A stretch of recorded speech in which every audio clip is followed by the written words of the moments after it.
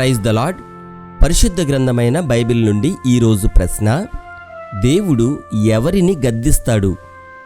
Option A చెడ్డవారిని, option B యెహోవా తాను ప్రేమించు వారిని, ఆప్షన్ సి అహంకారులను, ఆప్షన్ డి ధనవంతులను.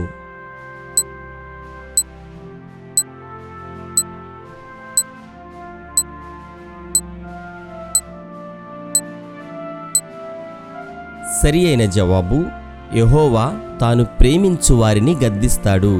తండ్రి తనకు ఇష్టుడైన కుమారుని గద్దించు రీతిగా యెహోవా తాను ప్రేమించు వారిని గద్దించును.